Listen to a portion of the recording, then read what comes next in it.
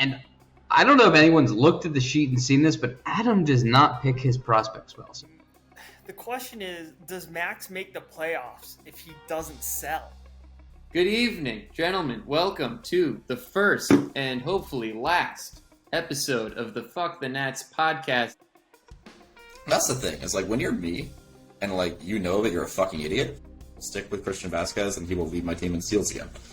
The memories that come to the surface most clearly are me sorting my baseball cards one way one night and then completely redoing them the next night. Actually, I'm going to reframe this. JD, why don't you start by talking about Dylan Beavers? Apologies, I couldn't hear your question because the audio went out.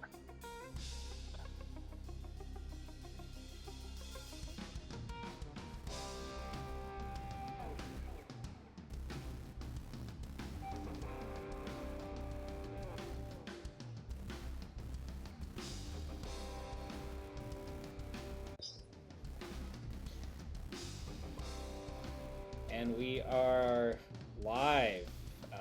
Vinny and Sean and typically late Jack, maybe. We'll see if he hops on. Vinny, how are things? We're here for another podcast. Let's do it. We stole it from Drew. Drew's not here. Bean's not here. It's us. Thank God. God, thank God. Busy deadline though. We got some stuff to talk about. Truly the last minute. Thank God Drew was wrong about what hour the deadline was, because without that extra hour, we would not have had very many fireworks today. Absolutely true. As someone who is just like, 12 o'clock is kind of pushing it for some of these, and it says 1 o'clock, and Drew saying fuck it is one of the best things ever. And I'm glad that no one in the entire league was like, no, that's terrible. We have to follow the rules. Wait, hey, I was advocating for a full day extension. That was out of self-interest, partially because this league continues to have a West Coast bias, or bias against the West Coast, but also because Max was not answering his texts, and I really wanted Marcell Ozuna. So maybe next year. There you go. Maybe in the winter. Now we all know what your plan was. Well, I might not want him as badly in the winter. It's time sensitivity, you know? That's very fair. I'm trying to look up all these trades. I was going to say, speaking of the trade deadline, should we dissect what happened today? You were right in the heart of it. Yeah, let's hop right into it. This trade deadline literally came down to the last second, and it feels like in the last few years for me, it happens to do that. Like I did that with Drew last year. I made 2 trades within like a minute of each other, acquiring Jose Barrios, 15 BAM. And then I also acquired Kyle Teal, Cole Young, James MacArthur, and 20 BAM while giving Virginia's own Kyle Teal. Virginia's own Kyle Teal, who I feel like the meme was that Kyle Teal would eventually be in my farm system. And I always push it off like that wouldn't be the case. And then it happened. I always thought he was destined for Max's just because Max likes catchers so much. I think Max might have overtaken me as the catcher guy, because at first it was definitely me with like 7 catchers for no reason. I don't know why. I had no, like, these college catchers, they can hit in college, I guess. I think that this was a strange deadline for me. But the trades kind of were like satisfying, both trying to go in while also trying to build and recuperate. I wanted to get more BAM for building something of a future. I was going to ask you, going into today, did you consider yourself a buyer or a seller? Both. I honestly is a both. I wanted to get some pieces. I wanted to try to acquire some pieces, but also I definitely wanted to move some assets to possibly build something younger.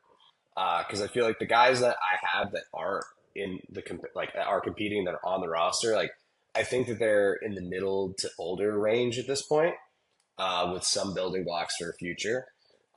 And I really, really strive for like something like a middle infield talent because it feels like I'm lacking. And I try to bolster that. And I kind of looked at myself as like, it's really hard to say I'm a seller at this point. I feel like the deadline's a little early. I don't know why. Maybe if it was like August 1st, you'll know better. There's 3 matchups left or whatever it is. But it's so tough. I like it always sneaks up on me the deadline, but then I realize, wow, we only have 6 regular season matchups left, which is just crazy. And I think later in this episode we'll take a look at the standings, what we think of the current races. But that is, it's pretty absurd. It's just flown by. It has flown by. This whole season has flown by.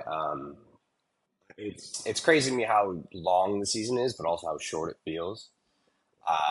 But yeah, I think that it's right. Like the thought process is that like it's too soon. Like it's only July, but like having all of September as the playoffs really cuts into it. So, if you had my vote, I'd still say like August 1st. We should do the baseball trade deadline kind of thing, but and we should push it back to like 4 p.m. Eastern so that the West Coast people have the chance.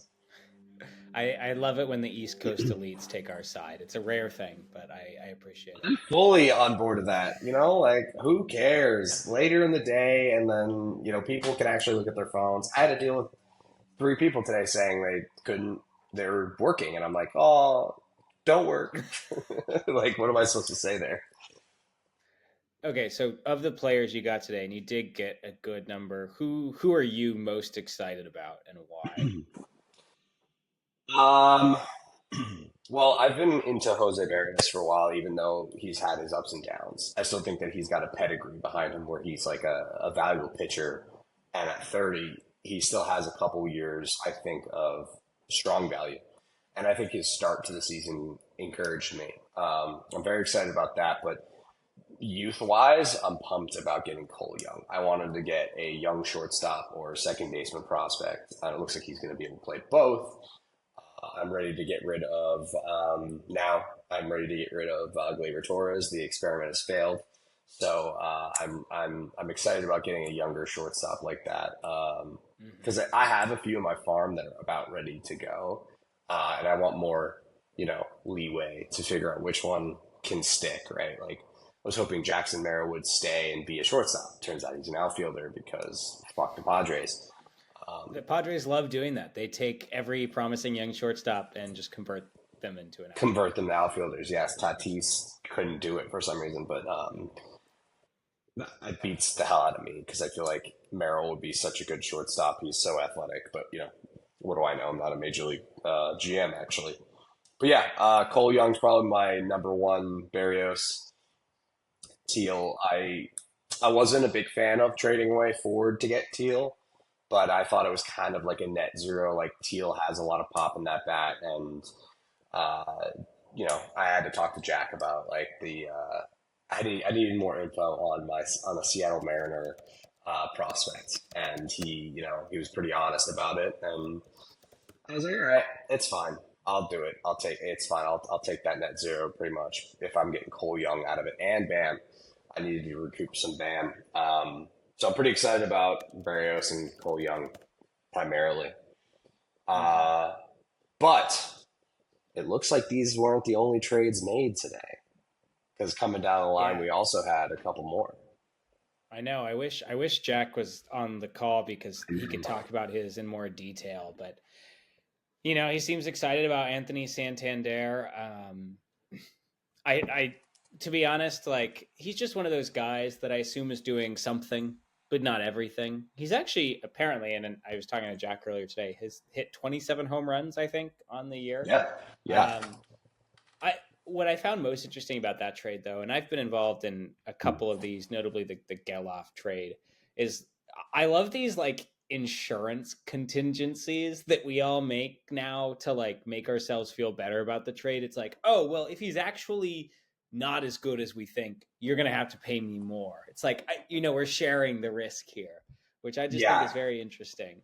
Oh, if you go through all the trades that have ever been made and the contingencies that were made towards the tail end of, I think the last 2 years is where we started doing these things, right? Mm-hmm.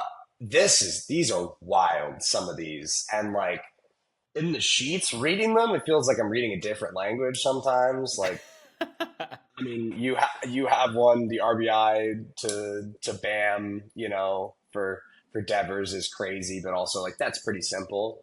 But like, I'm just going back. Let's go back before the deadline. The Bryce Miller trade. Like, you're part of that one. And the Zach Geloff Yep. Bryce Miller trade, like, one ban per Bryce Major League. That's crazy. This is crazy. The more I read it. No, it was. Well, if Bryce Miller gets hurt, I want insurance, and like if Zach Geloff's really good, I want to be paid more. Yeah. Ultimately, like I think if it greases the wheels of trading and makes people more comfortable making deals, I'm a fan. I agree. I also agree. I did the same thing with like Dansby Swanson, and like if he did well, you get 5 extra BAM, and he did do well. I gave up the BAM to Drew, and it was fine. Like all in all, this is only fake currency. Like what are we doing here, right? We might as well spend Not it. for some people. Hey, No, in the not league, for there some. are too many BAM stockholders. Like some people really care about this currency. Ooh. That's great. That's also very BAM is skyrocketing. I'm like to the moon, BAM. I just recently watched the what's the movie called? Dumb the Money. Dumb Money movie? Yeah, first of Yes. all, great film. Highly recommend to everybody. I finally now understand all of the references that everybody was making for years. Diamond Hands. JD, I feel like I understand you better as a person. And also Drew. I think Drew is like a big beneficiary of that whole thing. Wow, That was BAM. The stock is up 9% year to date. So there we go. Brookfield Asset Management. Wait, what is it? What did it go from what to what? Is it like 50 cents to 75 cents or 50 cents to? Am I looking? No, this is the right stock. It went from like 39 to 42.30. All right, listen, hey. Yeah, they're not splashing around with penny stocks. No, all right. BAM is real. Well, is there anything else from the trade deadline that you wanted to talk about today? Well, I mean, we could talk about a few deals before it was just the week of the trade deadline that are pretty crazy to talk about. And I would like to. I wish that we had Drew on or Bean on.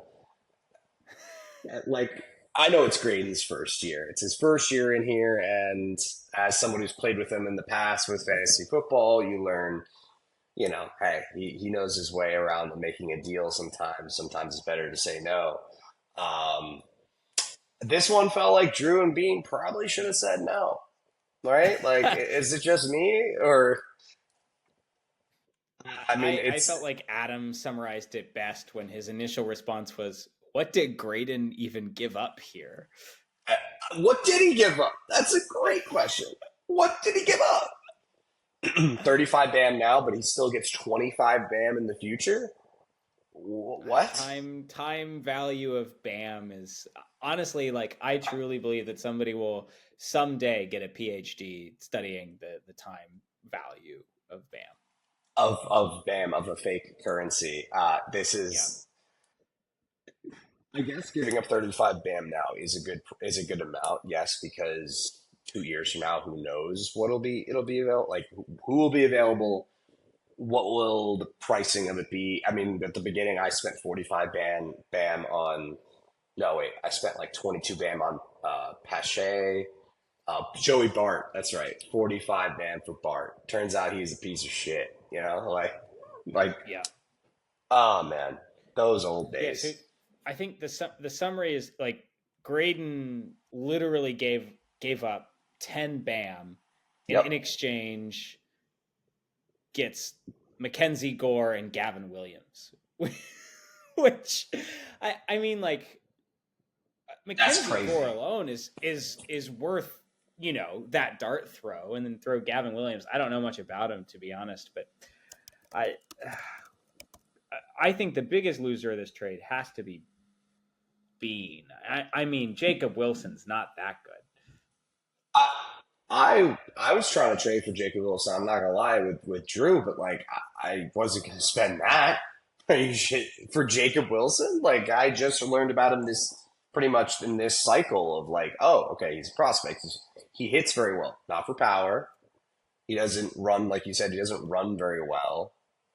Mm-hmm. Gets on base, but how is that going to translate? Like they are saying like this could be the change, the guard for Oakland, that Oakland might like have this beginning of a youthful movement, but is Jacob Wilson going to lead that way? Who knows? Turns out we'll have to wait because the poor man pulls his hammy. And that's just And the thing for me is that I just fully believe in pretty much any Cleveland pitcher, to be honest. And I know Gavin Williams has had a rough adjustment to the majors, but that's another piece that I'm like that. I think if we've had any lesson from this league, it's that there are so many guys who disappoint when they first come up to the show, which is to be expected on both the mound and at the plate. But then in year 2, year 3, they turn it on. I mean, look at CJ Abrams. I think that that's a guy that Adam dropped him. And now, I mean, we all know Ben will love that we're talking about him, but he really is great. And I think that story's played out again and again. And so if Graydon gives these guys time, I think that he's got something good in the store.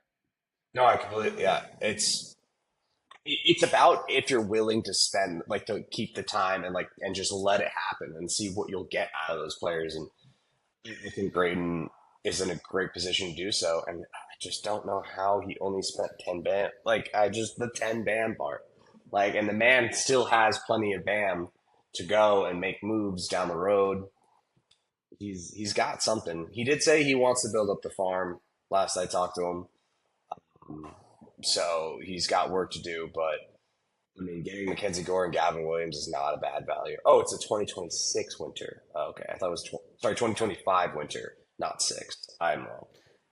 I mean, yeah. I mean, this is probably because I feel like Ben's BAM is probably already pre-allocated for like the next 6 seasons. It's absurd. Oh yeah.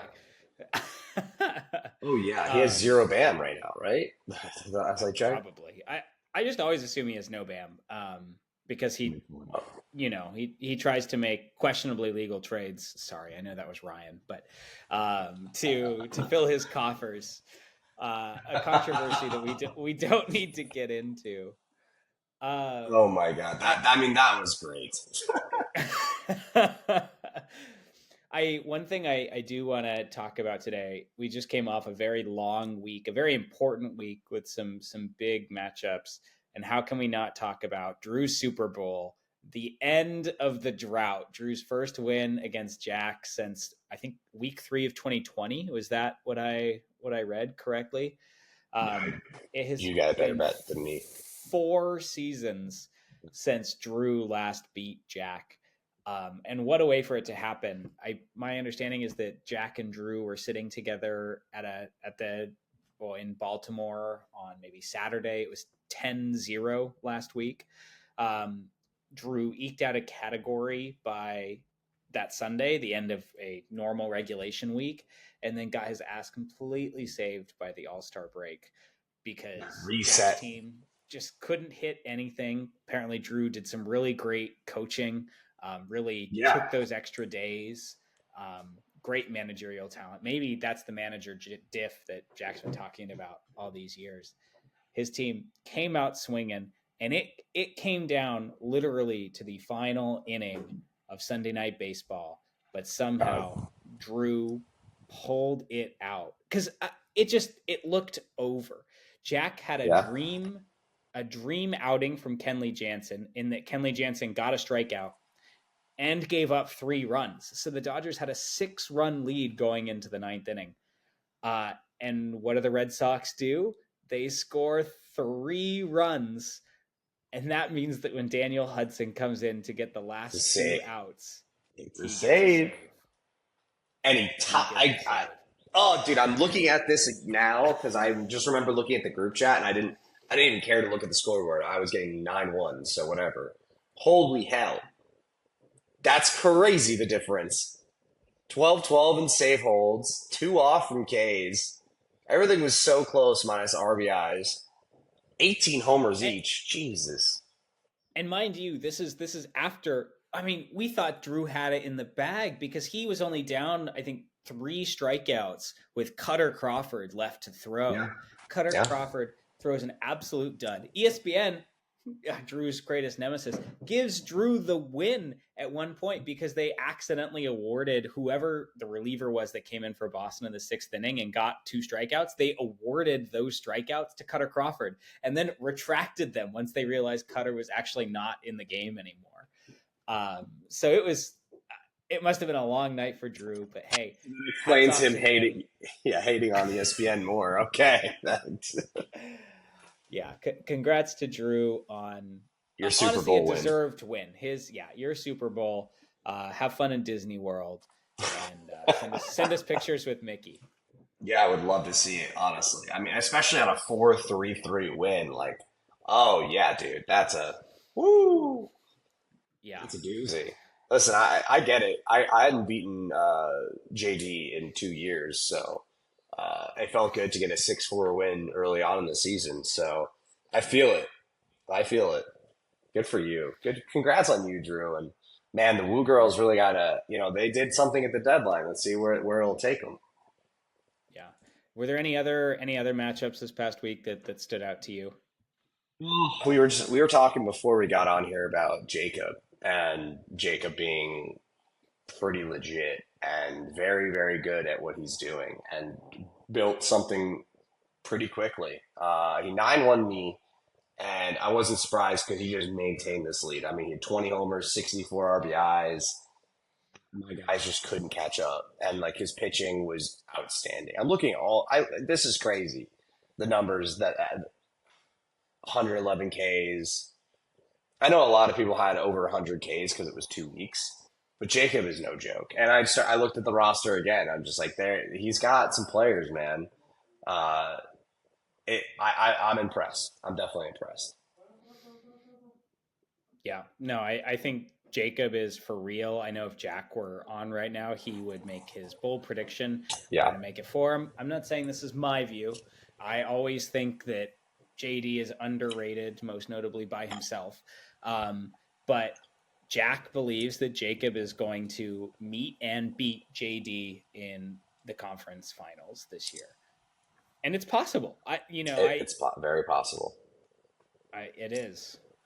And sticking in conference 2 for a moment, I'm very fascinated by the wild card race that you are now very much ensnared in. I think you have a half game lead or a 1.5 game lead over Grady. Very close. Much. Yeah. How are you feeling about the race? What do you think's going to happen? Listen, that not 9-1-0 is just brutal. After like a nice 3 to 4 week stretch of actually getting back into like in a rhythm and winning matchups after losing and tying for like a month and a half, felt pretty good. I thought that my team was fairly back. I thought it was like ready to go. And then Jacob comes in and just cleans my clock. Like it was crazy. So now we have Cruise Missile and I battling it out, but there's really a chance for a young boy from the trash to rise. Maybe. Who knows? Who knows? Do we dare even hint at the idea that this man has a chance? Speak it into existence. Oh, okay, you're right. You're probably right. I can't because I can already hear it. He's like, Although now I am really curious to see what the remaining schedule looked like for all the wild card contenders. Wow. Yeah, I'm sorry. Bean has no shot. Listen to Bean's schedule the rest of the season. Let's hear it. He's got Jacob this week, followed by JD. Then he's got Jacob again. Then he plays some interconference games with Adam and Drew before then finishing the season with JD once again. I mean, that is not something you're excited about if I'm Bean. I think that he knew what he was doing, or at least I feel like with the deadline he had, like he knew he wasn't building anything for right now. So, I mean, spending the BAM on that wasn't great, but whatever. I think that he knows it's not gonna end in a wild card berth. It's just fun to say. But if we're gonna say that, then do we think that Ryan's got any kind of shot? He has an outside chance, but I think his team, I think, is in better position than Bean's to make a run. And we should probably look at his schedule. I think so too. I mean, he definitely has an easier schedule than bean. That's not saying 100%. much, but he's got Jack this week, me next week, and I mean I have not exactly done stellar against the bottom teams of the league this year. Then he gets Perry, very important matchup with Graydon after that, and then Max before finishing the season at Jacob. I mean, you look at that, and he's avoiding most of the juggernauts in the league, and it's a playable schedule. It's very playable. I could absolutely lose this lead very quickly. I mean, obviously to Graydon, but if I lost it if we both lost that to Ryan, I wouldn't be surprised. I definitely wouldn't be surprised. And Graydon and I will be feasting on each other in the last week of the season.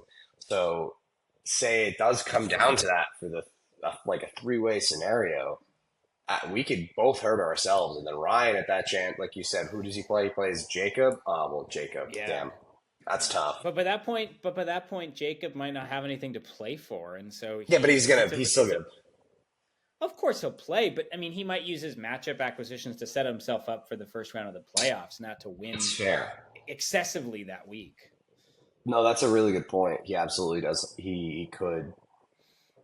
I didn't think about that. He definitely could. It's a very real scenario that by that point, JD's locked up the 1 seed and Jacob's already won the division. So he knows he's playing week 1 in the playoffs, in which case, yeah, I mean, use all the matchup acquisitions you can to stack your team. If you ask JD, he keeps saying that I'm going to win the division. I disagree with him every time, but it's just this man has a lack of confidence in his team that is unparalleled. I can't believe it. You know, But I've started to notice. I think Jack is starting to maybe wonder if that's JD's kind of magic stuff, because Jack has started to shit on his own team. Like in the days preceding Drew's miraculous comeback, he was like, "I'm going to lose this matchup. I'm going to lose this matchup." When personally, I was looking at it, there's no way Jack is going to lose. He actually did, so maybe he's psychic. But I actually think he's just trying to be a snake oil salesman like JD. 100%. This man still has a very good team, even with the injuries. But listen, he's dealing with it. He is dealing with it right now. Speaking of injuries, I'm going to take this moment to stand on my soapbox and talk about how proud I am of my team coming back to life. Mike Trout coming back this week. Kodai Senga making his season debut finally this week. I wish I had made an insurance policy on that trade. Like my team's coming back, and somehow I find myself once again in the driver's seat of the wild card race, which it's very far from over. But I have a 4.5 game lead on Drew and an even larger one on Max, 5.5 after this past week. And I have a tough schedule to come, but I'm happy about that. Yeah, you should absolutely. I mean, if you have any kind of lead that's more than one category, like, feel good, because it's not easy to win these categories at all. It's incredibly hard. So I would feel good in your position. I know that you're kind of, you dealt with the injuries mostly all the season, right? So still being in it and still being in the playoff hunt with the lead, like you should just feel proud about that. Like you said, you're getting healthy. You went and talked to your boys. You probably patched them up. You went to talk to Mike Trout and was like, "Hey man, you want to play baseball again or no?" Yes, you sewed him up himself. Oh my God. I mean, I love Mike Trout. I want Mike Trout to be playing. I mean, you're going to get Giancarlo Stanton back. He's going to probably be 0 for 20, 0 for 25 when he gets back. But, like, he'll hit a home run. Probably his first hit will be a home run. So Certainly, get ready that's for all it. He hits. That's all he hits. There's a chance he plays this weekend, I hear. Like, they're going to decide. I heard too. They're going to decide if they want to put him in a minor league assignment or they're going to play him at Fenway.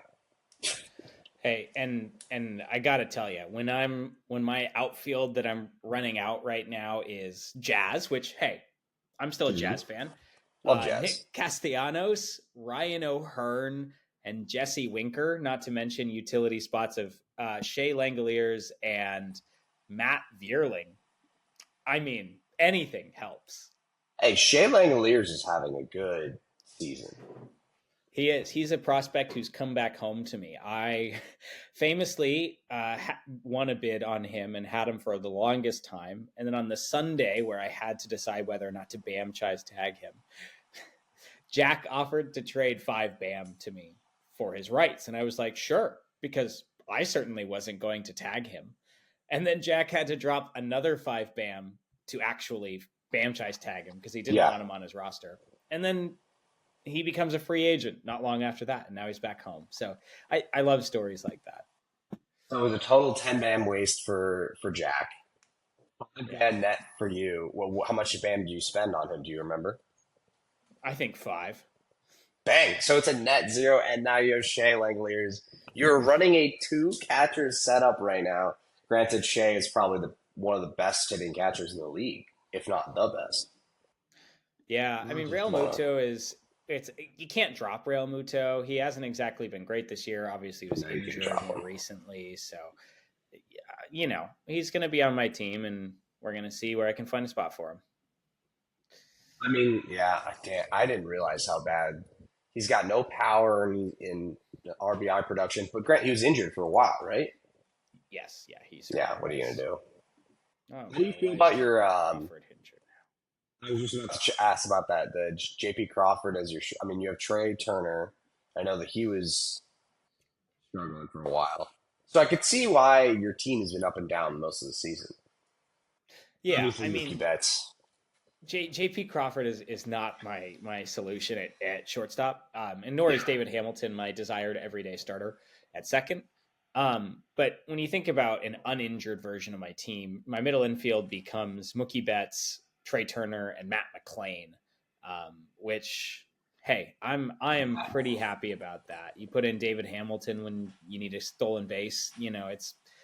I'm excited where things are going. We're not there yet.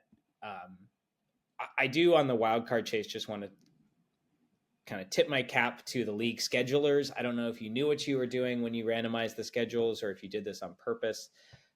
But I'm playing Drew in the last week of the schedule. Sounds like you're playing Graydon. So yes, we could have some very intense final matchups for the regular season. Very important. I couldn't agree more. And I don't know if this happens every year. It feels like it doesn't happen like that every year. It feels like the last few years you kind of knew who was going to be in before the last week.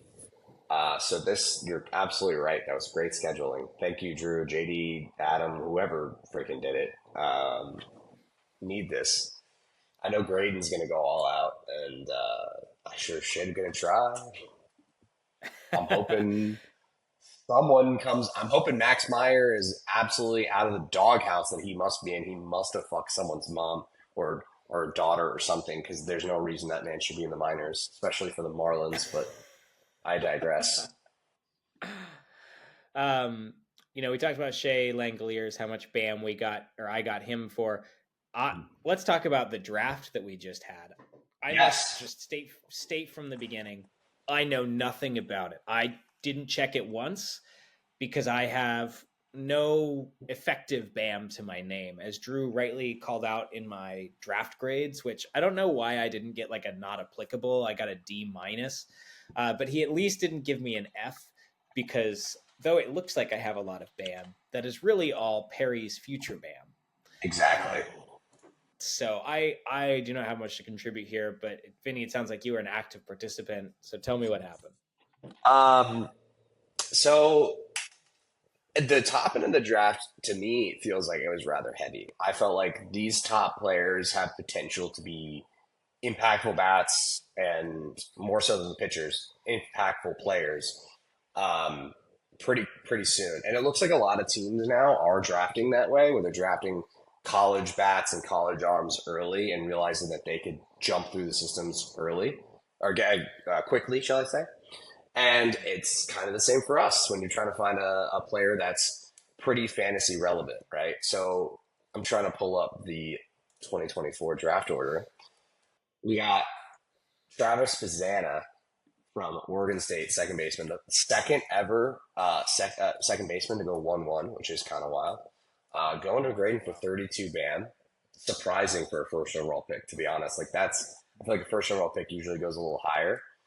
Langford and Skeens last year were Yeah, easily 60, 70 BAM apiece. exactly. And I think there was just a lack of BAM. Like, you couldn't spend anything. Like, that's one player right there that you couldn't spend anything. Yeah. Bean obviously is dead, doesn't have any BAM. Um, In debt forever. in debt forever. Then you got For Graydon. what, too, we might ask, but I digress. Listen, we were not going to dispute or, arbitrate anything. Was it Ryan's fault? Was it Bean's fault? Who knows? But anyways, it really felt like in these top 10 picks and players, like you only had like 3 or 4 people bidding, right? You had Graydon, you had JD only primarily going for his boy Charlie Condon, a Rockies bona fide legend, drafted as a third baseman, but will be an outfielder. I see apparently, but he's got the bat.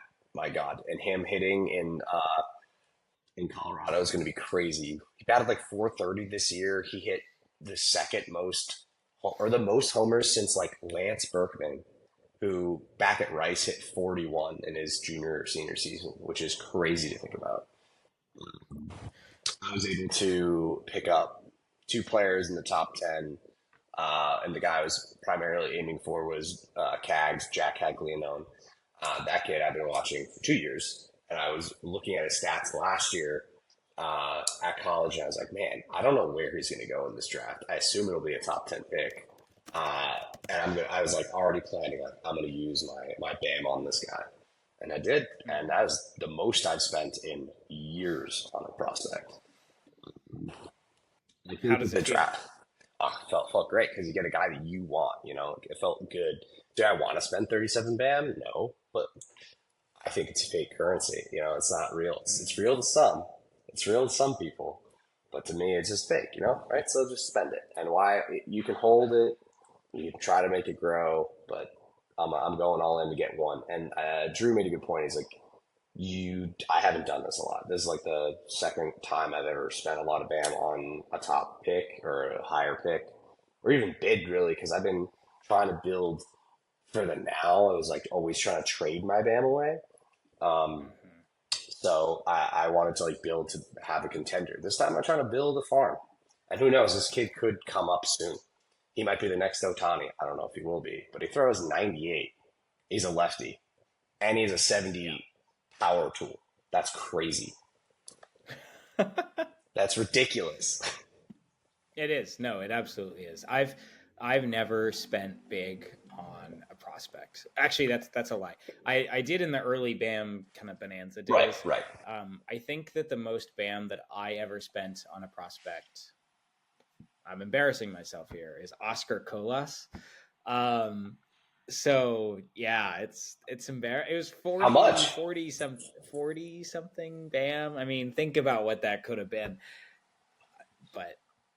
But that was back when we were given what were we given, like 150 as our first 300. We were given 3.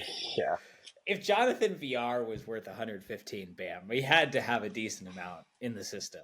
I literally just I was looking at like all the deals for all the trades that were ever made, and that one was like it just cutting through. It was like 2021, and I saw John VR for like 119 or something. I thought it was just ridiculous. Like, it's still ridiculous to think about. At the time he was a third base. Absolutely still ridiculous.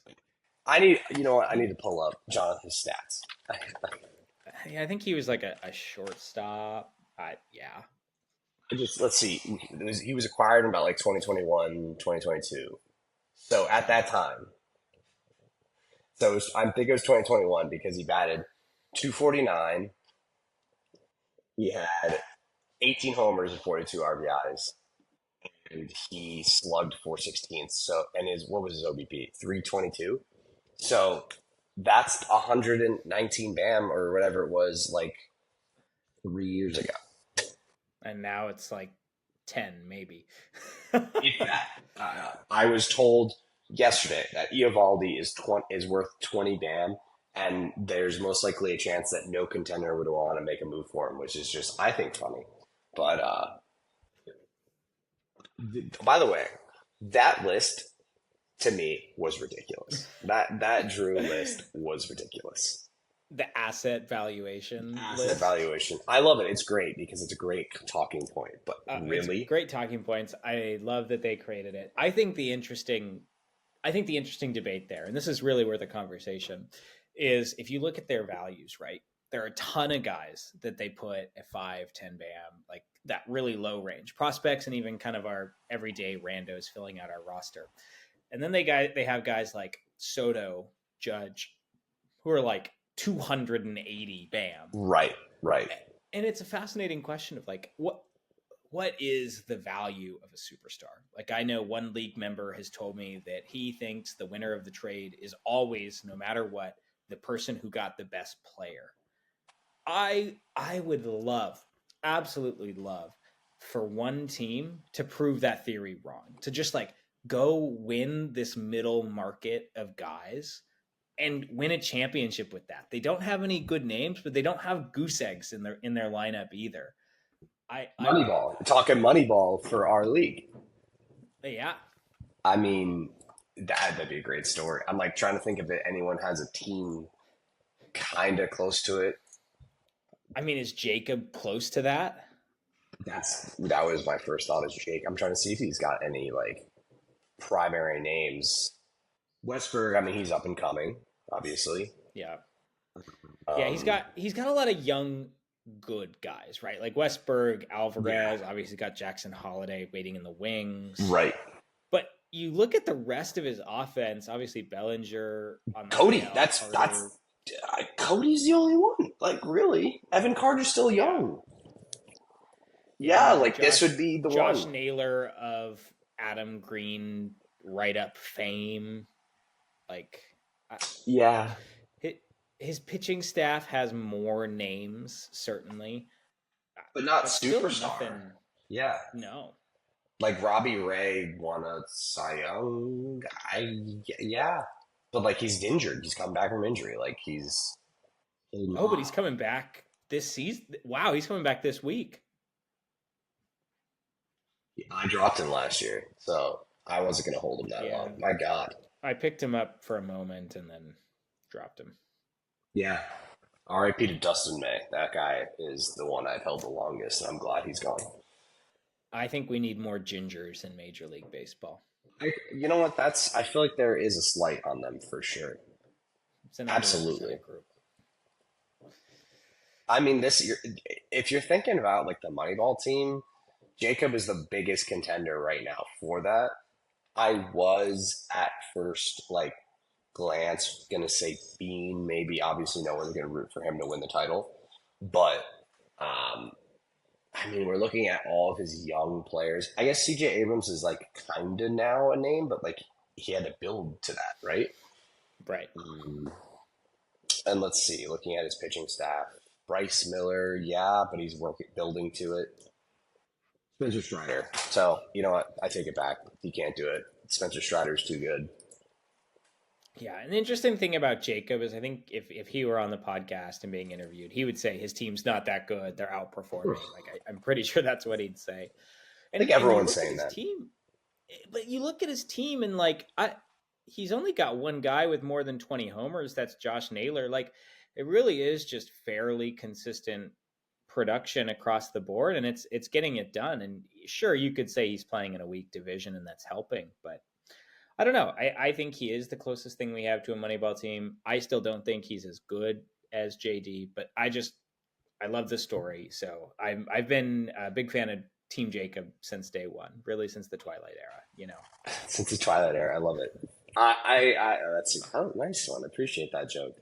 I mean, I agree. I think he's got a really good shot, and he's going to go against JD. JD's injuries are pretty brutal.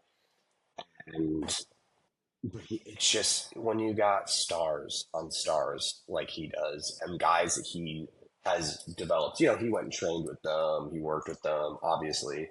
Bobby Witt is nowhere without JD, let's be honest. Absolutely not. I mean, I heard that JD gave him so many pointers on his swing and like would not be the player that he is today without him.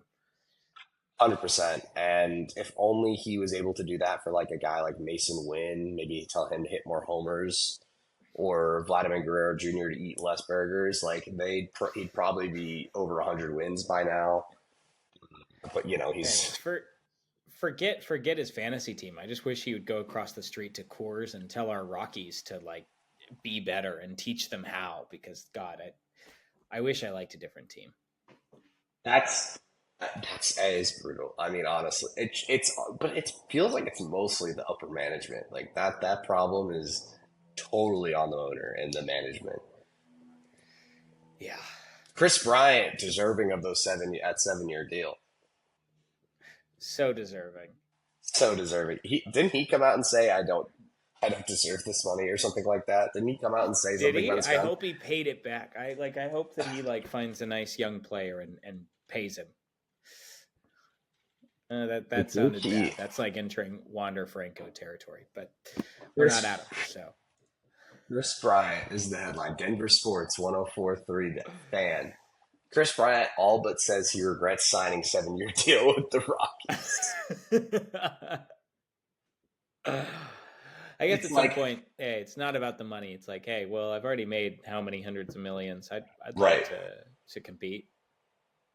I mean, when you're 182 million for Chris Bryant, I mean, at that point, yeah, you kind of thought that he would produce at some point.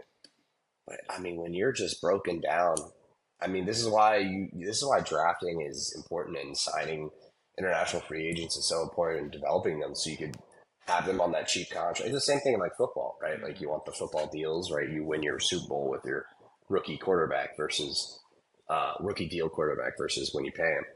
Like Yeah. Chris Bryant, it's a sad story because the guy was really good during that stretch. Hey, These Cubs got a World numbers. Series. They're happy.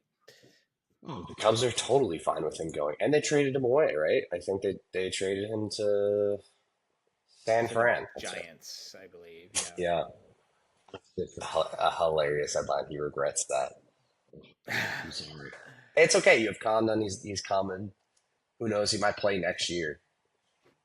Hey, we'll have to check in with Jacob Wilson in a few years, see if he regrets the recent trade to Bean's clubhouse. So we're gonna see how that one works out. I really wish that when that trade went through, the first thought I should have had was, man, it's really sad that Jacob's going to have to sit behind Max Muncy because, Max Muncy is going to be the shortstop of the future. which surprised, like that guy's played very well, but there's no power. There's sadly no power between those two. They have like these good, they got good range. They got good fielding skills from what I've read.